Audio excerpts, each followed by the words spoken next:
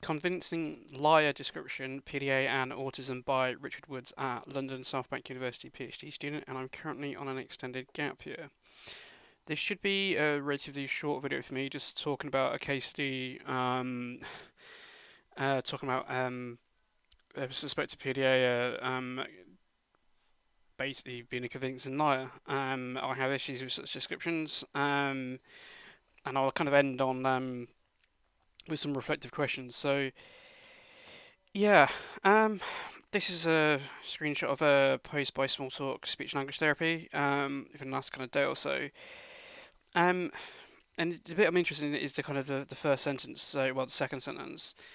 Why is my child lying? I've just had yet another conversation about a child with suspected PDA who lies so convincingly that the safeguarding team are involved. The post goes on to kind of list a bunch of ways in which autistic children um, can respond to kind of stress and when they're a bit overwhelmed and stressed and confused, and like I completely sympathetic to that and what they're trying to achieve with that.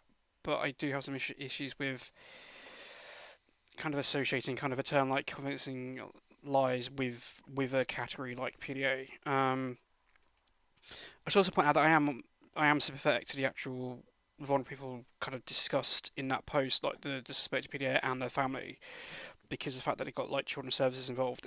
That's not going to be nice for anyone involved with it. So yeah, I just hope that everyone is being seen to be supported.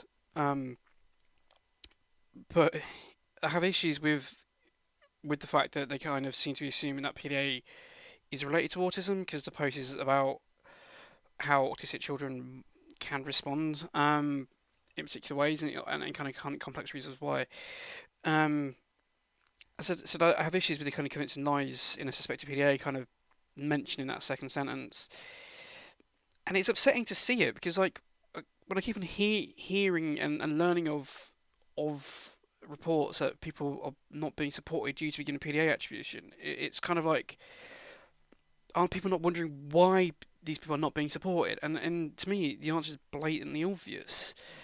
And in such kind of problematic kind of behaviours being described, and like convincing lying isn't just a small part. Like there's quite a lot of problematic criminal behaviour kind of described in PDA descriptions and assessed for as part of PDA assessments.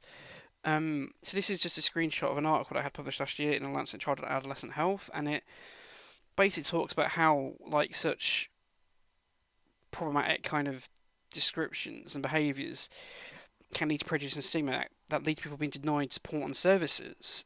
And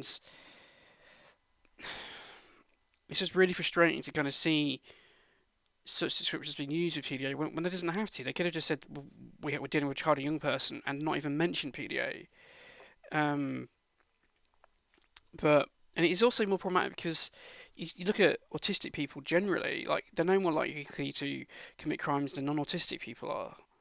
So it's just, yeah, I mean, and it is a choice to kind of try and associate PDA with autism, because even if one views PDA to be something that's inherently developmental phenomena or phenomena, it it still can be attributed as a standalone neurodevelopmental disorder. There are sufficient examples within the PDA literature of this happening. There is a 22-item open access interview that can be used and has been used to do that. And there is the other specified neurodevelopmental disorder F88 code within the DSM-5 and DSM-5-TR. I have a link in the video description to where I kind of point out how the rationale for diagnosing PDA as a standalone neurodevelopmental disorder, because there's a relatively good there's a relatively good case to do it, and I put good in quotation marks because most things around PDA are kind of just basic people's opinions due to the poor quality of the literature and just what a high risk bias involved, and a lot of assumptions being made about it. So just got some reflective questions. So are descriptions like convincing lying likely to help spread or reduce harmful stereotypes? And that's in relation to PDA, PDA profile in quotation marks, and autism itself separately. They'll say like, how can greater PDA profile of autism awareness help to address such stereotypes? And also like final questions like, do we want PDA profile to be associated with autism? And I think these are kind of important questions that people should be able to answer and justify their answers to.